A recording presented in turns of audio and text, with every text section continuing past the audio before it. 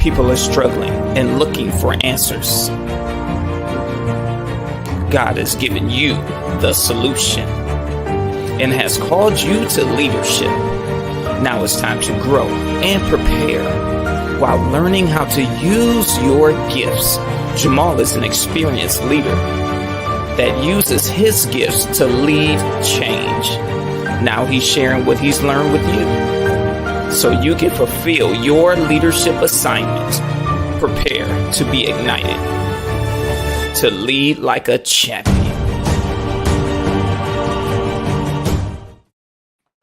Hello, everybody. Hello. Welcome to Igniting Champion Leaders Live. Thank you so much for being here. My name is Jamal, Maxsam, Igniter of Champion Leaders, CEO of Lead Like a Champion.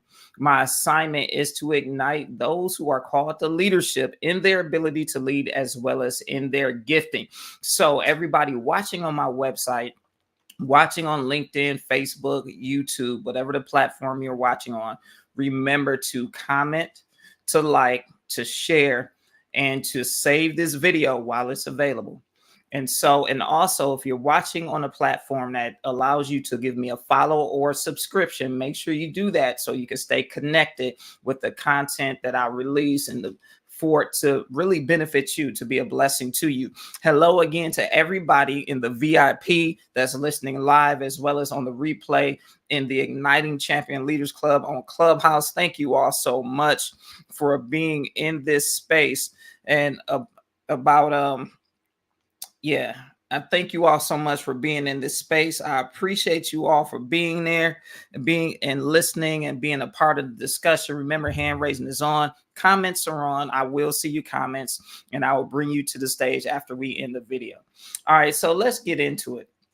Today we're talking, and I was starting to talk a little bit to the VIP about just giving an overview of what we're going to discuss. We're going to discuss the concept of mentorship versus manipulation. One of the things that is super important as leaders is that we engage in the process of mentorship. Mentorship is part of our leadership assignment and responsibility. Many people go into leadership and they recognize that leadership is influencing people to take action. They feel like if they just provide enough professional development to help the team they lead grow, and that's it. But mentorship is more than development opportunities formal development opportunities. Let me say it that way. Mentorship involves really spending time with a person, giving them proximity to you and really helping them grow to reach their fullest potential. Now, a lot of people talk about transformational leadership and how they have to go in and make change. But one of the key things that I discussed even in last week's time together, in last week's ICL Live, is that transformational leadership, when you really dig into what it is and what it means, it refers to also having a focus on the people and helping them reach their fullest potential. The way you do that is through mentorship. It's not through a series of classes, even though that helps. But mentorship is giving them access to you and helping them learn from you, as well as your thought processes, and you walking with them and helping them learn and process, the day-to-day things they are doing as they are growing as a leader. So it is about helping other people step into who they are in their ability to influence others. Now, this is not just for those who have a title or have a desire for a leadership position or for leadership responsibility. It's for everyone under your care. You want to make sure there's some level of mentorship to help them grow. Because while they are under your care, you have a responsibility to help them grow and fulfill their purposes and destiny as they lend their gifts and their time and their talents to help you fulfill the vision of the place you are leading. And so one of the things that I recognize and have found is that sometimes people have experienced manipulation, and so they don't want to be mentored. And see, manipulation is different. Manipulation falls into what some researchers call the toxic side of leadership, or the dark side of leadership, as one author put it. It's like the difference between try to use manipulation. They are using leadership skills and principles to influence people for their own gain. Because manipulation, the word manipulation from dictionary.com means this: it means to manage or influence skillfully. Now, so you're talking about a person using their influence in a skillful way, but then it also says, especially in an unfair manner. So you're talking about someone who is trying to manipulate. They're using their ability to influence people, to connect, to build relationships in an effort to control, or for their own selfish interest, which is wrong. Manipulation is also refers to when people use their gifting and their talents and their abilities to build their influence, to get people to trust them for their own gain and for their own purposes, and for something different than the vision of the place they are leading. And this is a form of toxic leadership, and is very toxic and wrong for someone to lead in that way and to try to control people. Leadership is not about exercising control. That's dictatorship and is not leadership. Manipulation, is about exercising control, which is not leadership. Leadership is influencing people, but it's from an ethical and honest place, and is not about selfish gains or trying to get people to do something, and is not, leadership is not self-serving and cannot be approached from a self-serving perspective. A lot of people will say, well, I'm a servant leader because I'm not self-serving. Well, we'll dig into that another time. But know this: not being self-serving doesn't automatically make you a servant leader. And being a servant leader sometimes doesn't automatically free a person from manipulation. People can engage in what may appear to be servant leadership with the ulterior motive of control and manipulation, because they like the power or they need the influence because of some shortcoming that they have. I have found that when I have seen leaders operate from a manipulative standpoint, is because they have a soul issue, and they need that, and that ability to control or manipulate others feeds a deficiency that they have within their own character and within their own soul. So somebody is insecure about themselves, and now they're in a leadership position. They're going to manipulate in order to get accolades. Someone who is insecure about their skill set, they're going to manipulate to try to always make themselves look good and make the people around them not look good. Someone who's operating in manipulation, that's trying to just really, have their own sense of power, they're going to do things on the sneak and on the sly in order to keep other people from really raising their level of influence so they could keep power. And the examples go on and on. We've all been in situations and know of leaders, and have seen leaders, heard of leaders that use manipulation. A lot of times that they go into what's called pseudo transformational leadership to manipulate people and to get people to believe things and follow things that are not good. And they even stand for things and try to make it appear like they're standing for something that's right, or trying to help people have a better quality of life, when underneath the surface is not about the people at all. And so we've all experienced that, but unfortunately, the people who have been hurt by that or tainted by that bad example of leadership, because that's not leadership at all. And they get tainted by it, and then now they don't like any type of leadership or won't submit to any type of leadership, which then is also not good. Just because someone in leadership has abused a person and squelched their creativity doesn't make leadership bad. And so you can't allow, or we cannot allow the fact that a person has experienced manipulation, cause them to not want to follow any leader. And what happens when that occurs, and I've had this happen to me, they see you in light of the bad situation. So if they've been manipulated by someone, by a leader, now you come and you're leading, they're going to look at you and everything you do with a tainted perspective, because they're going to be guarded and on guard and ready to defend themselves from what even may appear to be manipulation.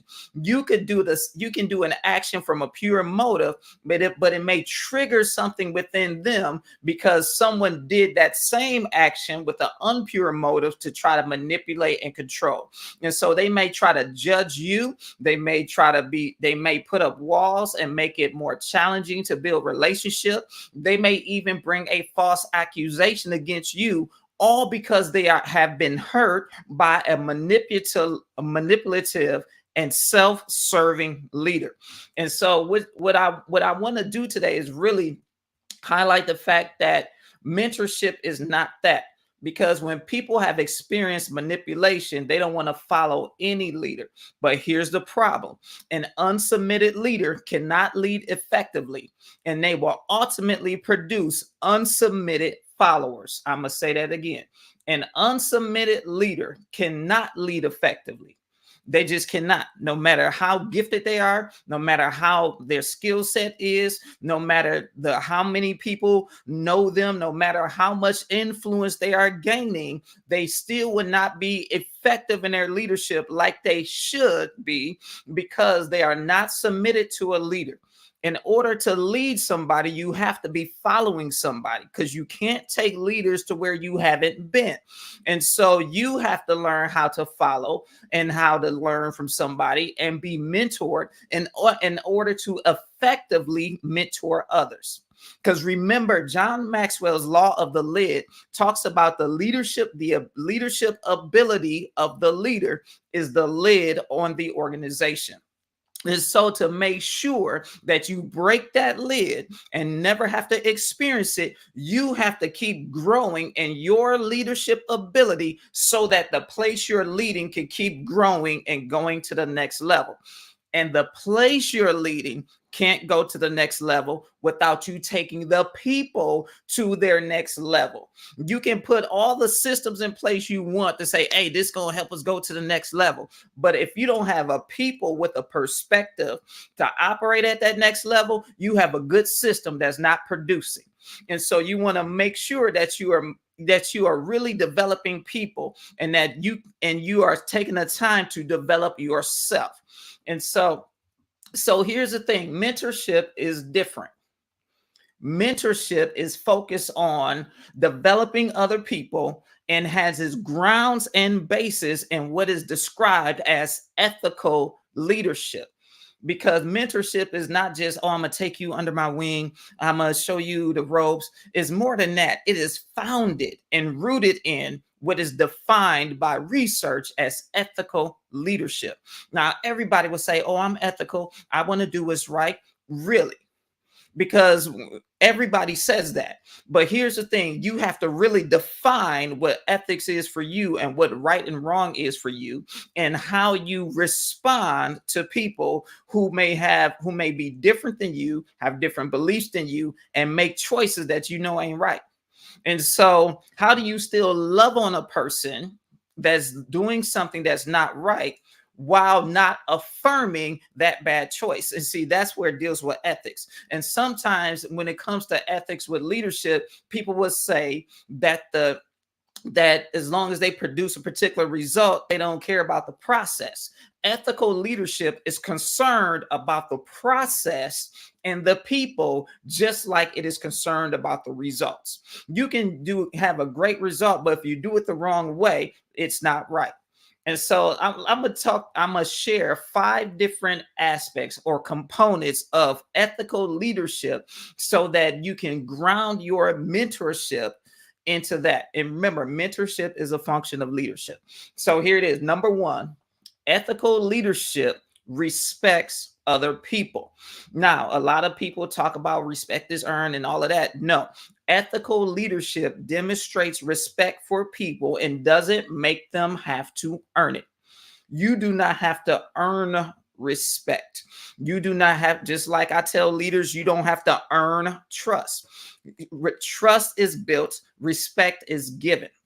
Now, you can respect the person and not agree with their perspective and not agree with their values and not be on their foolishness. That does not mean you disrespect the person. You just stand firm on what you believe and simply don't agree. All right. So ethical leadership is grounded in respecting others. The second thing is grounded in is ethical leadership serves others. So when you're talking about being ethical and doing the right thing, you have to talk about serving other people. And serving people is not doing everything they want you to do, because that's manipulation in the reverse. Because sometimes people identified as followers would try to manipulate the leader through their feedback, through their suggestions, through, oh, I need this, I need that. You're not doing practicing servant leadership. You're not doing inclusive leadership. You're not doing team-based leadership, when you have to make a decision because you didn't get their permission to do what you do. Now, here's the thing. You don't need people's permission to make a decision. You're the leader. Sometimes you're going to have to simply make it without having a meeting. You can't have a meeting every time you got to make a decision. Team-based leadership is not the same thing as leading by committee. And some folks want to pull you into leading by committee versus being a team. And so don't go for the okie doke and don't fall for that foolishness, because that's a weapon of manipulation. Because many times people who want power will want to be a follower so they don't have to bear the responsibility of leadership while trying to tell you what to do or get you to do exactly what they want to do. And so no, don't fall for it. All right, so here's the next thing.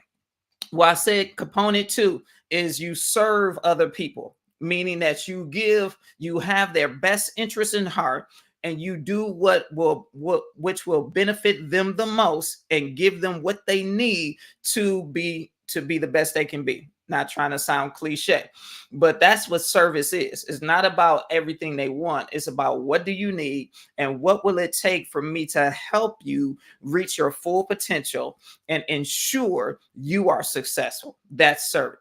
All right, so here's the third one. The third one is this. It shows justice. Ethical leadership shows justice. Justice is the foundation of God's throne. Justice is things being made right. Justice is everybody being treated equally, regardless of who they are or what status they are or where they come from. Ethical leadership loves justice, because injustice is a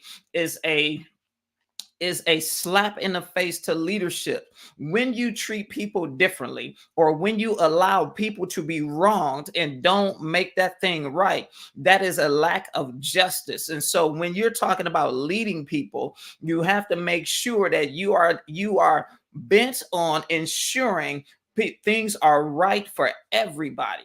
That's what justice is about. And when someone is wronged or something is wronged, you make it right quickly. You help them make it right. And so that's what mentorship and ethical leadership is about. Manipulation is all about injustice. Manipulation is about keeping power, reserving power, using power, feeding off power.